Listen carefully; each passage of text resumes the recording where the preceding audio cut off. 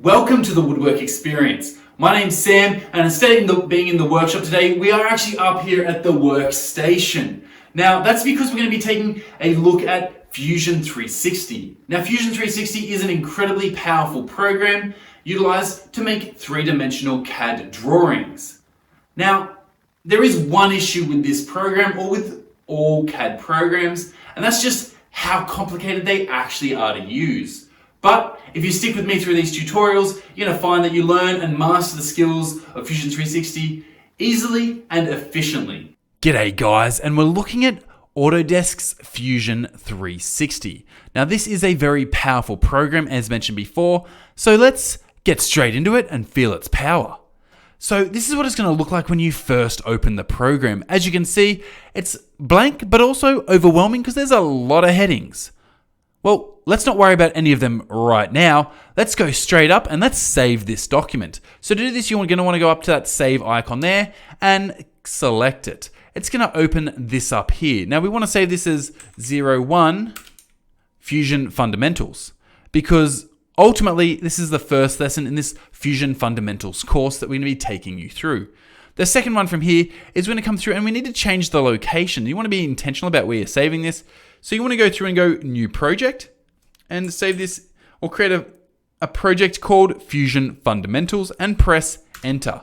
After you've pressed enter, it's going to take a little while to save this on the Fusion network. And then from there, select Fusion Fundamentals and press save. After you've got it saved in Fusion Fundamentals, we want to go through and we want to start our very first drawing. Now, our very first drawing comes up, and as you do that, you're going to come up to this sketch button here, select Create Sketch, and you're going to see it gives you 3 different planes to choose from. Well, the correct plane in this instance is going to be that bottom plane just there. It's the top bottom plane. We're going to select that, and that's going to give us this empty slot here. From here, we need to select the drawing tool or the sketch tool. And that is, of course, we're going to select this 2-point rectangle. Now, you select the 2-point rectangle, then you come across to your screen and you click once and drag out. Now, as you can see, it does show you the measurements, but it's pretty much impossible to get the exact measurements you want without typing that measurement in. So as you'll notice, there's a blue box above my rectangle right now, and I'm going to type in 100 millimeters for that. I'm then going to press tab, which is going to lock in that measurement and move to the other measurement. For here, I'm going to type in 40. So you're going to create a box that is, or a rectangle that is 100 millimeters by 40 and press enter.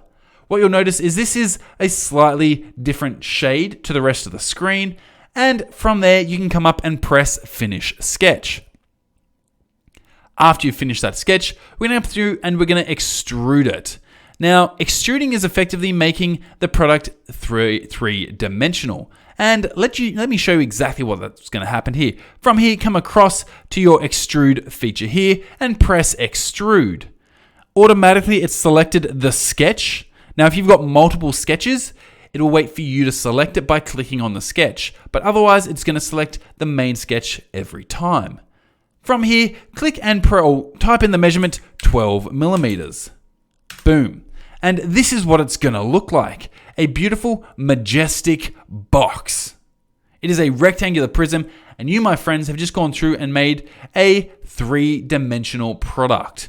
Well done. Now, we could finish here, but we're not going to. We're going to draw a couple more boxes or a couple more shapes just to show you a few more functions and features. From here, go up and select Create Sketch again.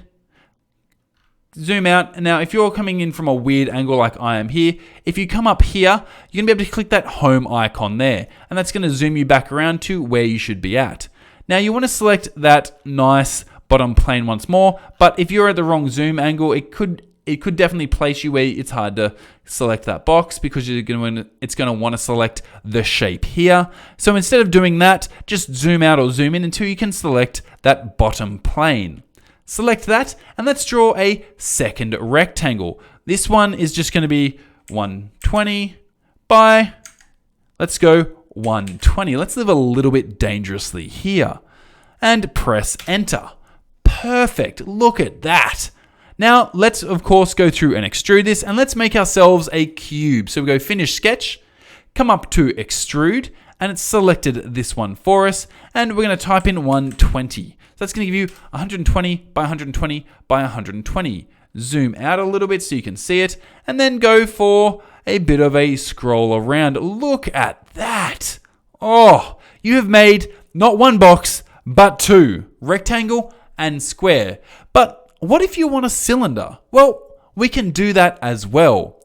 Come up to this create sketch, select the correct plane. I'm going to use that home locator to send me back to a area where I can see, and that's not going to help me out. So in this case, I'm going to keep spinning until I can get access to the plane that I want.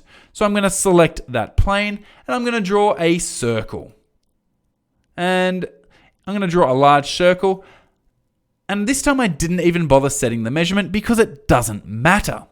What matters in this place is I'm going to press escape on my keyboard, because if I don't, I'm just going to keep drawing circles after circles after circles. So to get out of a tool, you can always press escape, and Control Z works in this program just as well. I'm then going to grab my circle, and I can expand it or shrink it like that, but I can also grab the center of it and move it around. So I'm just going to dump it about there.